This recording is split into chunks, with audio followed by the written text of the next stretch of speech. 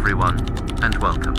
Today, we're diving deep into one of the most infamous political scandals in American history, Watergate. It's a story of power, paranoia, secret recordings, and ultimately, a president brought down. This isn't just a history lesson. It's a gripping drama that continues to resonate today. Get ready to uncover the truth behind the break-in that shook a nation. Let's rewind to 1972. Richard Nixon, the incumbent Republican president, was seeking re-election. The political climate was tense, with the Vietnam War raging and the country deeply divided. Nixon's campaign team, eager to secure a landslide victory, began to employ some questionable tactics. The story truly begins on the night of June 17, 1972. 5 men were arrested inside the Watergate Hotel in Washington, D.C.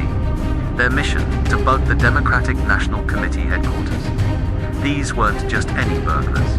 They were connected to Nixon's re-election committee. Initially, the White House dismissed the break-in as a third-rate burglary, but to tenacious Washington Post reporters, Bob Woodward and Carl Bernstein smelled something fishy.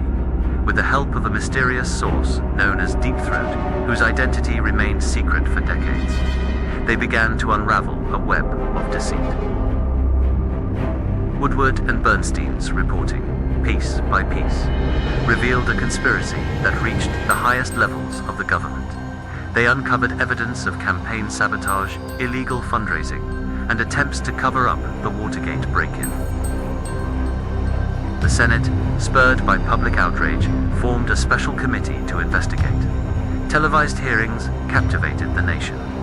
Witnesses testified, revealing the inner workings of the Nixon administration and the lengths to which they went to protect the president.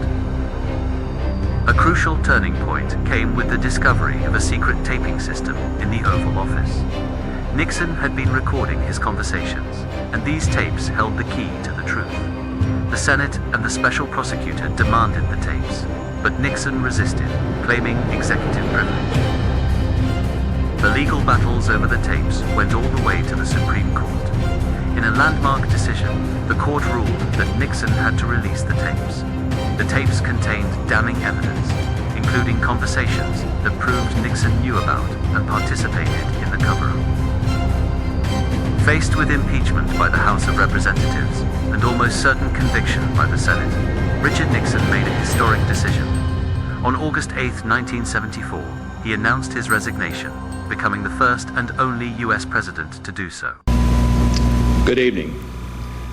This is the 37th time I have spoken to you from this office, where so many decisions have been made that shape the history of this nation. Each time I have done so to discuss with you some matter that I believe affected the national interest. In all the decisions I have made in my public life, I have always tried to do what was best for the nation.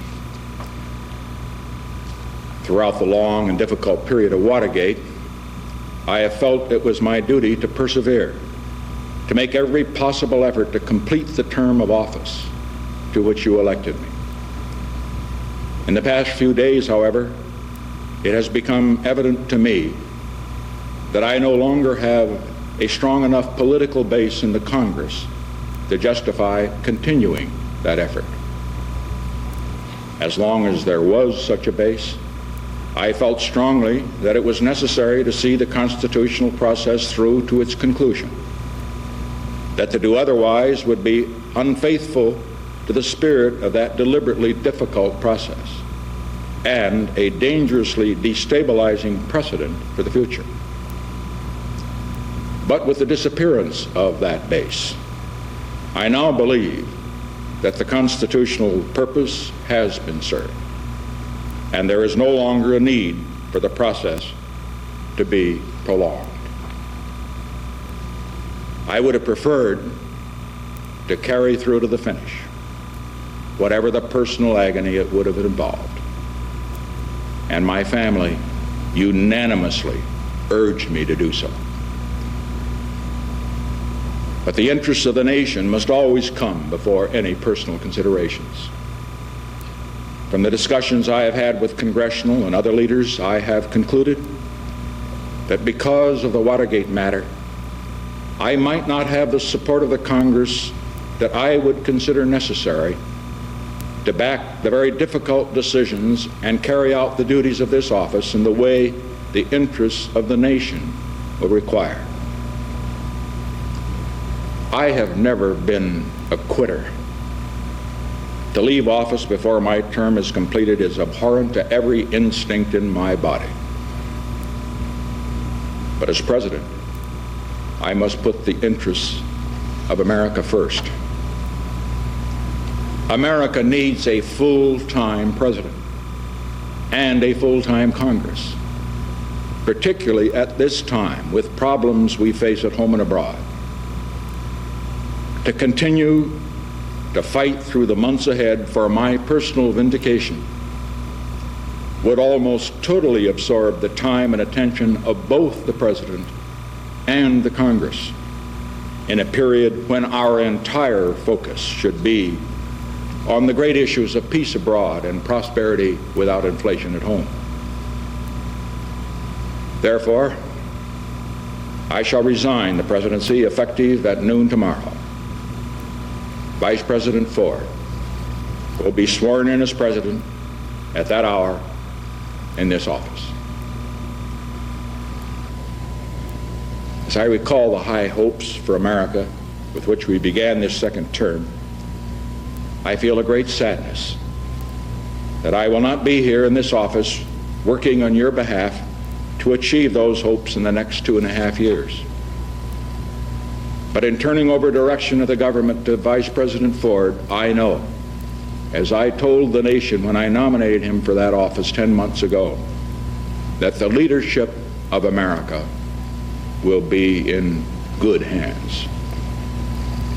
In passing this office to the Vice President, I also do so with a profound sense of the weight of responsibility that will fall on his shoulders tomorrow, and therefore of the understanding, the patience, the cooperation he will need from all Americans. As he assumes that responsibility, he will deserve the help and the support of all of us. As we look to the future, the first essential is to begin healing the wounds of this nation, to put the bitterness and divisions of the recent past behind us, and to rediscover those shared ideals that lie at the heart of our strength and unity as a great and as a free people.